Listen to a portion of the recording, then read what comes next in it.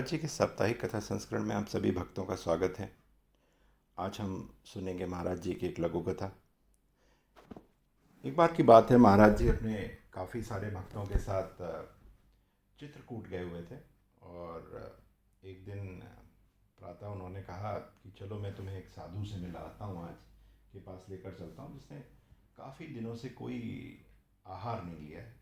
वो सिर्फ कोई जंगली फल खाकर, जंगली फल जंगली जड़ खाकर ही अपना जीवन व्यतीत करता है। ये सुन के सारे भक्त इकट्ठा हुए महाराज जी के, और महाराज जी उन लोगों को लेकर एक छोटी सी कुटिया के पास पहुँचे और उस जो साधु था उससे बात करने लगे। बात करते करते महाराज जी ने कहा, भाई मुझे भी जरा सा अपना ये जो तुम ये कंदमूल या जो भी ये जड़ खाते हो थोड़ा सा हमें भी दो। अब ये सुन के उसने दो छोटे छोटे से टुकड़े उठा के महाराज जी को दे दिए। महाराज जी बोले, अरे इतना कंजूस क्यों बनते हो भाई, थोड़ा बड़ा तो दो मुझे। तो वो अंत में कुटिया के अंदर गया, वहाँ काफ़ी सारे थे, उठा के एक दो बड़े टुकड़े दे दिए। महाराज जी ने उन बड़े टुकड़ों को छोटा छोटा करके अपने सभी भक्तों को दिया, पर एक भक्त को नहीं दिया। महाराज जी ने बोला कि भाई ये तुम्हारी सेहत के लिए नहीं अच्छा है, अगर तुम ये खाओगे तो तुम्हारी बहुत तबीयत खराब हो जाएगी, दिक्कत में आ जाओगे। अब वो भक्त बोला, नहीं महाराज जी आपका प्रसाद है, मेरे को चाहिए। वो बच्चों की तरह हट करने लगा। तो महाराज जी ने, ठीक है अगर तुम ऐसा चाहते हो तो लो।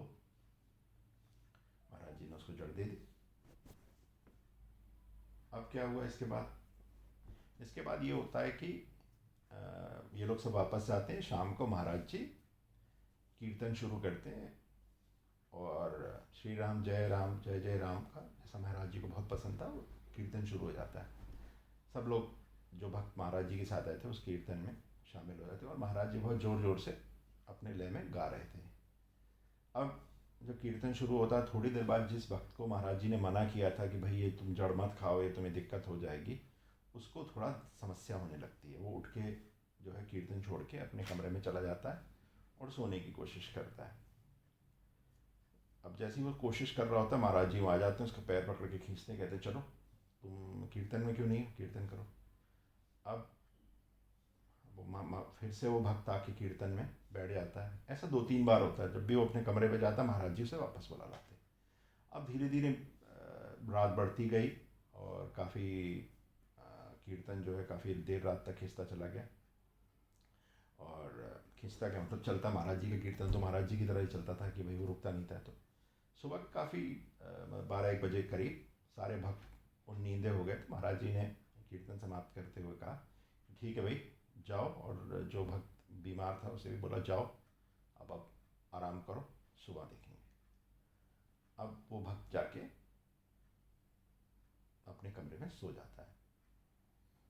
अब जब उसकी तबीयत खराब थी, बड़ा वो था, तो अब जब वो सुबह सो के उठता है तो उसकी तबीयत उसे सही लगती है और देखता है कि उसके सामने एक बेंच पर महाराज जी बैठे हुए उसे देख रहे हैं। तो वो एकदम चौंक जाता है। महाराज जी कहता, भाई जब मेरी तबीयत खराब थी तुम सो रहे थे, और जब आज तुम्हारी तबीयत खराब है तो मैं तुम्हें देख रहा हूँ, चिंता मत करो, सब सही होगा। और वो भक्त महाराज जी के पैर छू लेता है और कहता है कि आपकी कही हुई बात मैं कभी भी अनसुना नहीं करूँगा। अगर उसने वो बात मान ली होती महाराज जी की तो उसको ये तकलीफ नहीं होती। तो यहाँ पर हम दोबारा से इस बात को करेंगे कि यदि हमसे हमारा कोई गुरु कोई बात कह रहा है तो उसका जो है बड़ा महत्व है, उसको हमें अनसुना नहीं कर देना चाहिए। और अगर हम गुरु की बात की अवहेलना कर रहे हैं, हमारा गुरु हमसे ये कह रहा है कि तुम ये करो और हम नहीं कर रहे हैं, तो हमारी भक्ति के अंदर कोई भी किसी भी तरह का जो है कोई शक्ति नहीं है, या हम भक्ति कर ही नहीं रहे हैं। हम क्या कर रहे हैं, हम पाखंड कर रहे हैं। यदि हम गुरु, एक तरफ तो हम गुरु के लिए कर रहे हैं और दूसरी तरफ उस बात नहीं मान रहे हैं, उसकी चीज़ें नहीं सुन रहे हैं, तो एक तरह का पाखंड कर रहे हैं। तो जो भी चीज़ दिखावे के लिए की जाए उसका कोई भी औचित्य नहीं। यदि हमारा तो मन नहीं करता मंदिर जाने का, ऐसे जाने का, जला रहे हैं लोगों को दिखाने के लिए, कई कुछ पाखंड कुछ चीज़ों में ऐसा भी होता है कि भैया लोग रोज़ घर में हवन कर रहे हैं पर रोज़ शराब भी पी रहे हैं, रोज़ गलत काम भी कर रहे हैं। यदि एक आज हम लोग बात करेंगे कि एक इंग्लिश में कहावत है, whatever is grey is black. क्या होता है कि इसका मतलब क्या होता है, यदि हमें किसी भी काम को करने में कोई संशय हो रहा हो तो उस काम को नहीं करना चाहिए। क्योंकि भगवान ने हमारे जो शरीर है उसके अंदर एक चीज़ फिट कर दी है, एक चीज़ लगा दी है, हमें खुद ही पता चल जाता है ये काम सही है कि गलत है। और हम उसको, मान लीजिए आपको कोई रिश्वत दे रहा है, आपका मन कह रहा है कि लूँ या नहीं लूँ, जैसे ही आपके मन में ये विचार आ जाए लूँ या नहीं लूँ, तो आपको तुरंत रुक जाना चाहिए। आपको समझ जाना चाहिए जो हमारा ऊपर वाला बैठा है, हमारा गुरु बैठा है, हमारे भगवान बैठे हैं, उन्होंने हमारे को बोल दिया नहीं करना ही। तभी ये संशय लाया। अगर आप अपने घर में हवन कर रहे हैं तब तो ये संशय नहीं आता आपके मन में। तो यदि आप कोई गलत काम कर रहे होंगे तो ही ये संशय आएगा। तो इस संशय में हमेशा ध्यान रखिए, यदि आपको कोई काम करने में संशय हो रहा है तो आप समझ लीजिए आपका अंतर्मन ही आपको बता रहा है ये काम सही नहीं है।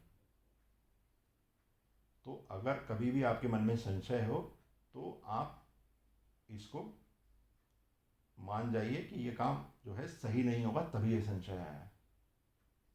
बच्चों के मन में भी बड़ा संशय आता है कि भाई हम डॉक्टर की पढ़ाई करें या नहीं करें। ये जो भी संशय आ जाता है तो उस संशय के पीछे कहीं ना कहीं सच्चाई जुड़ी होती है, कोई जिसको हम जानते हैं भले ही दूसरे लोग नहीं जानते। अब मान लीजिए आपको पहाड़ों पे गाड़ी चलाना नहीं आता है, आपके मित्रों के सामने आपने बहुत डींगे मार दिए कि भैया आज तो मैं तो यहाँ से लेके सीधे माउंट एवरेस्ट तक गाड़ी ले जाऊँगा। पर आपको तो मालूम है ना कि आप झूठ बोल रहे हैं।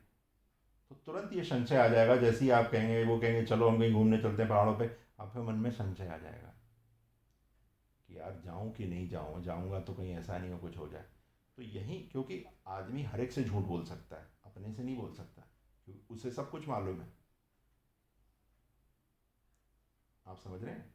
तो इस बात का हमेशा ध्यान रखना चाहिए और गुरु पे भरोसा बना के रखना चाहिए। और जैसा कि मैंने पिछली कथा के मैं आपको लोगों को बताया था कि इस समय देश काफ़ी संकट की घड़ी से गुजर रहा है और बहुत लोग परेशान हैं, कई लोगों ने अपने खो दिए हैं। और इसी बीच एक दुखद समाचार आप लोगों को भी बताना है कि महाराज जी के सुपुत्र जी जो वृंदावन में थे उनका निधन हो गया था। तो आप लोगों ने कई जगह सुना होगा। तो ये दुखद समाचार है। महाराज जी के, मैंने आपको बताया, दो बेटे हैं, एक वृंदावन में रहते थे और दूसरा भोपाल में रहते थे। तो जो वृंदावन वाले हैं उनका स्वर्गवास हो गया पिछले हफ्ते। तो इसका काफ़ी खेद है और कोरोना काल को चलते हम लोग नहीं जा पाए। पर कोई विवेक जी हैं, उन्होंने उनके लिए एक ऑनलाइन शोक सभा का आयोजन किया था। मैं उनका सब काफ़ी धन्यवाद देता हूँ कि उन्होंने इस तरह की चीज़ें करी। विवेक है उनका नाम, जहाँ तक मैं सही हूँ, काफ़ी महाराज जी से जुड़े हुए हैं। तो अभी आप लोग सब काफ़ी लोग अपने घरों में होंगे, कोरोना के चलते जा नहीं रहे हैं। तो मैं आप लोगों से आज निवेदन करूंगा कि आज शाम को यदि आप लोग थोड़ा समय निकालें और आज सुंदरकांड का पाठ कर पाएँ तो, नहीं भी कर पाएँ तो हाथ जोड़ दें, काफ़ी होगा। सुंदरकांड एक ऐसी चीज़ है, यदि आप उसे पढ़ेंगे, उसमें जिस तरह भगवान श्री राम के चरित्र के बारे में हमको पता चलता है, उसी तरह हमें हनुमान जी के जो बाल सुलभ विचार मन में आ रहे थे जब वो सीता जी से मिलने पहुँचे लंका में। तो वो जो प्रसंग है, ये प्रसंग इतना सुंदर है, इतना अच्छा है। यदि हम इसे पढ़ें, लगातार पढ़ें, तो हमें काफ़ी चीज़ें